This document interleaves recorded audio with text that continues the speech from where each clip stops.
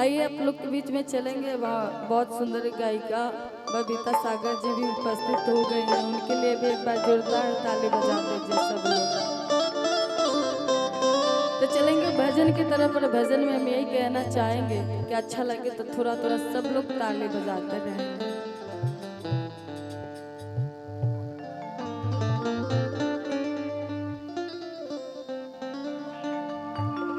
जय माता दी, हर हर महादेव। भक्त में रानी के दरबार में जाकर अर्जी लगाओ, तेरे बड़ी सुंदर भाव में बताओ, तेरे कहत का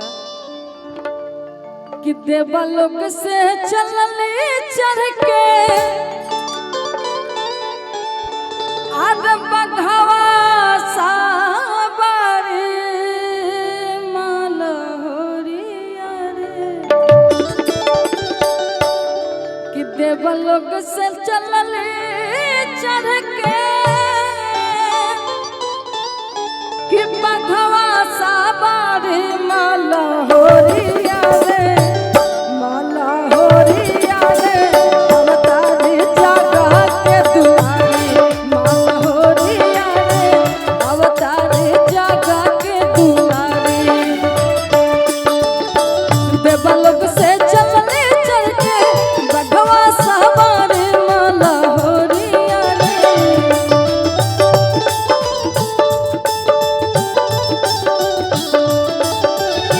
देवलोक से चलने चल के बघवा साबारी मालहोरिया रे, मालहोरिया रे, अवतारी जगह के दुलारी मालहोरिया रे, अवतारी जगह के दुलारी।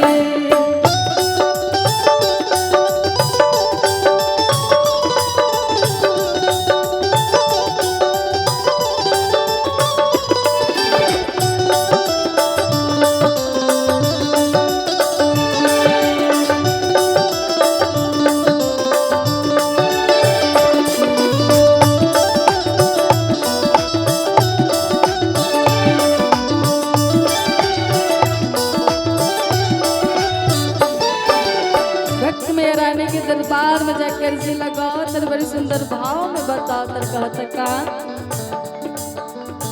आगे आगे भोला बाबा डमरू बजावे, पिछवा से ब्रह्मा विष्णु माई गुण गावे।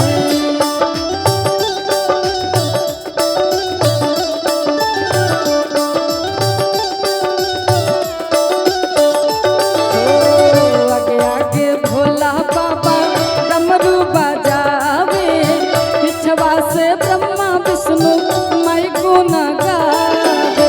कह दे तू पंडित जी से बेटवा उचारी मालहोरिया रे,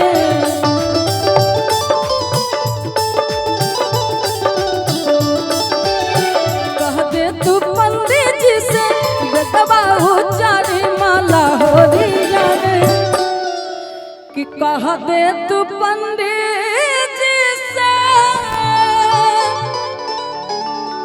आद बेटवा उचारी मालहोरिया रे, उड़ा दीजिएगा, अवतारी जगह के दुलारी